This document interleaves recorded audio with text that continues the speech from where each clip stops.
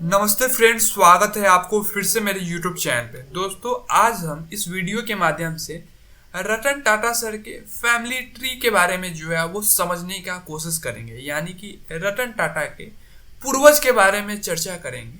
तो आप इस वीडियो में जो है वो पूरे अंत तक बने रहिएगा। हम आपको इस वीडियो के माध्यम से ये बताएंगे कि इनके पूर्वज कौन कौन थे और कैसे जो है वो टाटा कंपनी, टाटा ग्रुप्स का जो है वो इस्टेब्लिशमेंट किया गया। तो इन सारे विषय पे जो है वो हम चर्चा करेंगे, तो आप इस वीडियो में पूरे अंत तक जरूर बने रहिएगा। तो दोस्तों देखिए, अभी हम बात करेंगे सबसे पहले पीढ़ी के बारे में, यानी कि 1822 के बाद से ही जो है इनके पीढ़ी का पूरा डिटेल्स हमारे पास है। तो हम 1822 से शुरू करेंगे।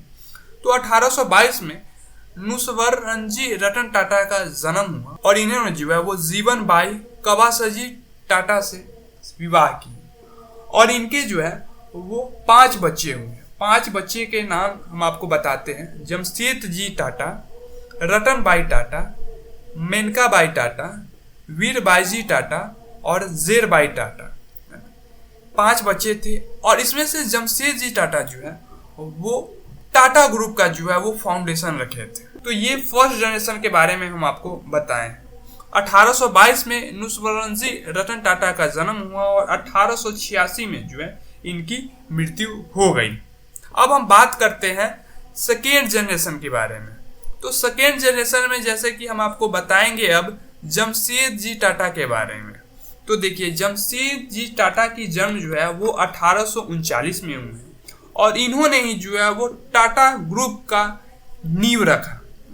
टाटा ग्रुप का नींव अगर आपसे कोई पूछे कि किसने रखा, तो वो थे जमशेद जी टाटा का नाम। और इनको जो है वो फादर ऑफ इंडियन इंडस्ट्री भी कहा जाता है, यानी कि भारतीय इंडस्ट्री का जो है इनको पिता कहा जाता है। देखिए, सबसे पहले जमशेद जी टाटा जो है वो अपना एंटरप्रेन्योरल जर्नी जो है वो टेक्सटाइल मिल से शुरू की है। टेक्सटाइल मिल इन्होंने जो है वो 1870 में बैठाया और यहीं से इनका जो है वो इंडस्ट्री के फील्ड में जो है वो रुझान बढ़ने लगा।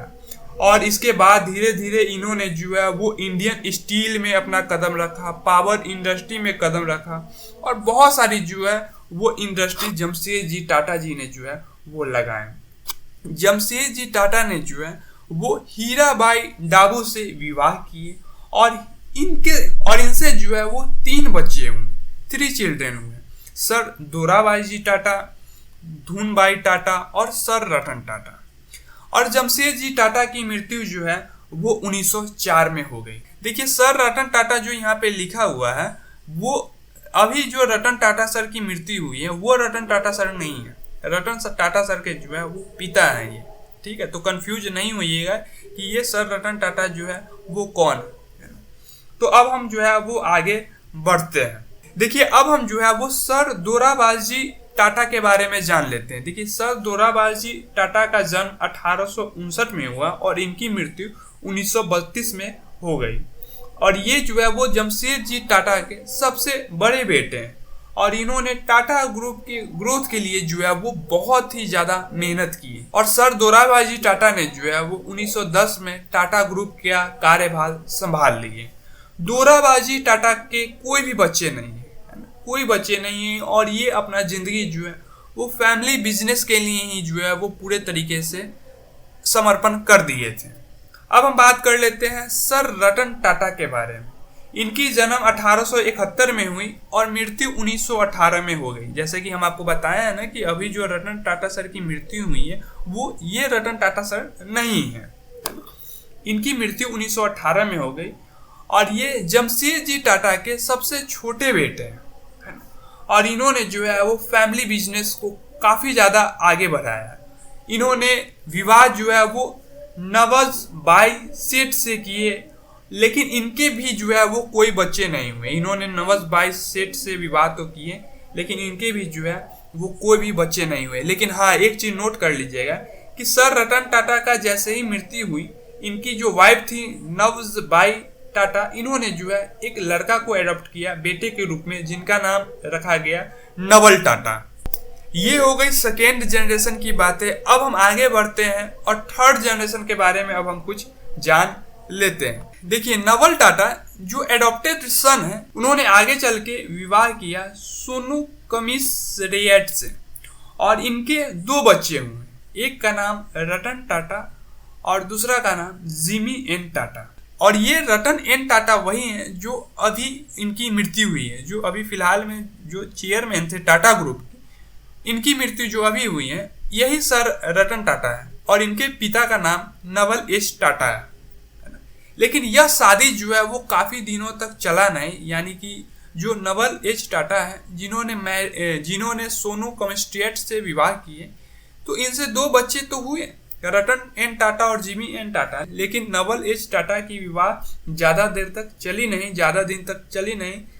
जब रतन एन टाटा का उम्र 10 वर्ष था उसी समय इन दोनों का जो है वो डाइवोर्स हो गया। रतन एन टाटा का उम्र मात्र 10 ही वर्ष रहा और इन दोनों का जो है वो डाइवोर्स हो गया। कहा यह जाता है कि रतन एन टाटा सर का जो पालन पोषण जो किए वो इनकी दादी थी, दादी ने ही जो है वो इनकी पालन पोषण किए। अब देखिए रतन सर के बारे में कुछ हम जान लेते हैं। देखिए रतन टाटा सर का जन्म 1937 में हुआ और इनकी मृत्यु वर्ष 2024 में हो गई। रतन टाटा सर ने जो है वो काफ़ी ज़्यादा टाटा ग्रुप को आगे बढ़ाया। इन्होंने कार्यकाल 1991 में संभाला और 2012 के आसपास इन्होंने जो है वो रिटायरमेंट ले ली थी। इन्होंने अपने कंपनी को इतना ऊंचाई तक ले गए कि आपको याद होगा कि विदेशी कंपनी जैगुआर, लैंड रोवर, ये सब जो है इन्होंने बाय कर ली थी। काफ़ी इन्होंने जो है वो मेहनत किया था अपने कंपनी को, अपने ग्रुप को, टाटा ग्रुप को आगे ले जाने में।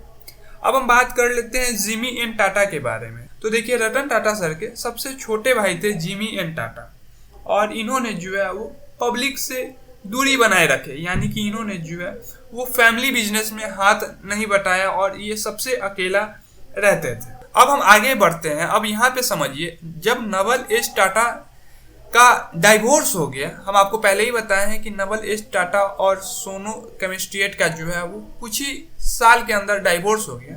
जब इनका डाइवोर्स हो गया उसके बाद नवल एच टाटा जो है वो सिमोन डोनियोर से विवाह किए और विवाह के बाद बच्चे हुए, उनका नाम नवल टाटा है। नवल टाटा को जो है वो आप सौतेला भाई भी कह सकते हैं सर रतन टाटा के। अभी नवल टाटा ही जो है वो टाटा ग्रुप के चेयरमैन बने हैं। अभी फिलहाल में नवल टाटा ही जो है वो टाटा ग्रुप के चेयरमैन रहेंगे। आप कंफ्यूज नहीं होइएगा, नवल टाटा जो है वो रतन टाटा सर के सौतेले भाई है। और नवल टाटा के 3 बच्चे हैं, लेह टाटा, माया टाटा और निवेलिया टाटा।